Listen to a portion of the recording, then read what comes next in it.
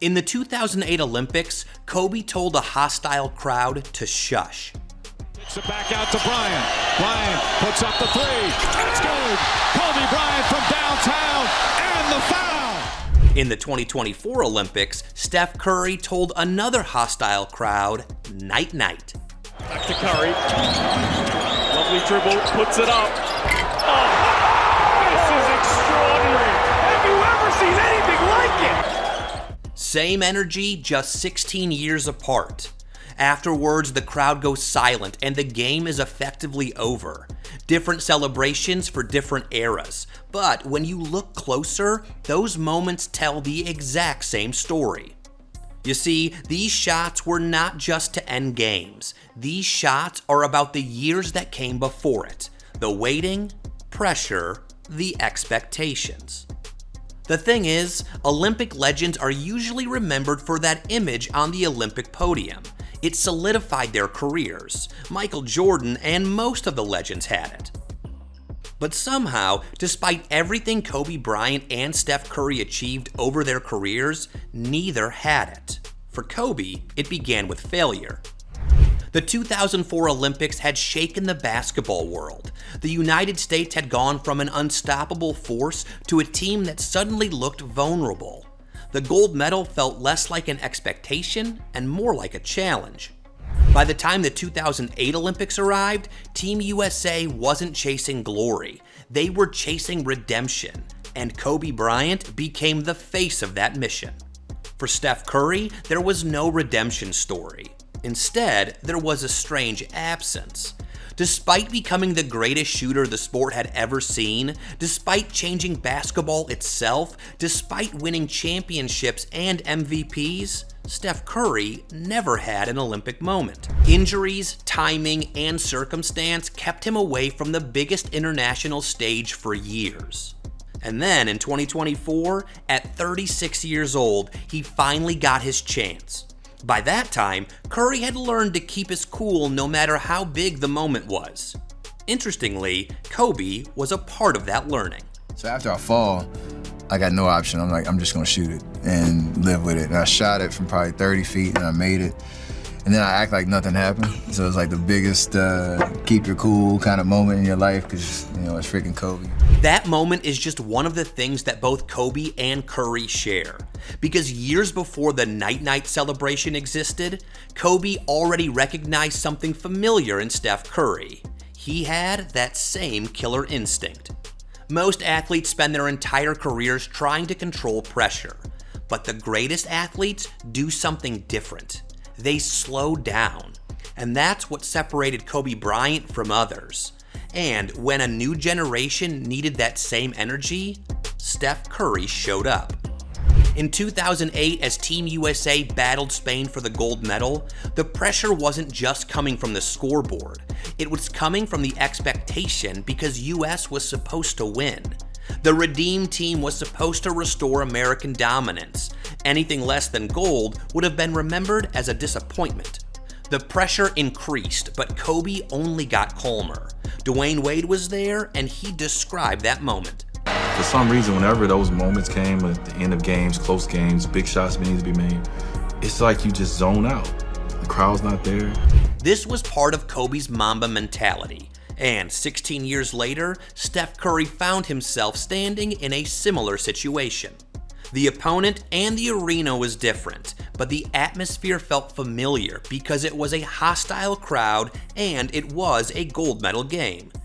The world was waiting to see if Team USA could finish the job. And just like Kobe before him, Steph wasn't overwhelmed by the moment. In fact, he seemed completely comfortable inside it. And that calm before the storm would create one of the defining images in Olympic basketball history. The reason Kobe's Shush became one of the defining images of Olympic basketball isn't because it was a celebration. In fact, if you isolate the gesture from the context, it's remarkably simple. A finger raised to the lips isn't flashy, it isn't theatrical, and it certainly wasn't designed to become a global symbol. What gave it power was the situation surrounding it. Team USA had entered Beijing carrying the weight of 4 years of disappointment. And although the Redeem team was loaded with talent, Spain refused to play the role of a team that was simply happy to be there. They kept responding, they kept fighting, and pushing the Redeem team to its limit. As this happened, the crowd got louder. That pressure is what makes Kobe's moment so memorable. The game wasn't a blowout. The crowd wasn't waiting to celebrate Team USA. In fact, they were waiting for them to fail. But Kobe didn't feel any of that pressure, and as the game got closer, he did the unthinkable. Kicks it back out to Bryant. Bryant puts up the three. It's good. Kobe Bryant from downtown. The gesture wasn't directed at one person, one player, or even one crowd. It felt bigger than that.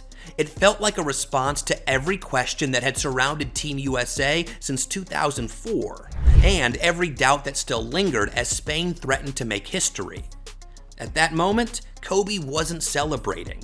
He was delivering a verdict. D-Wade and Chris Paul witnessed it as it all happened. And he turned and he did like this.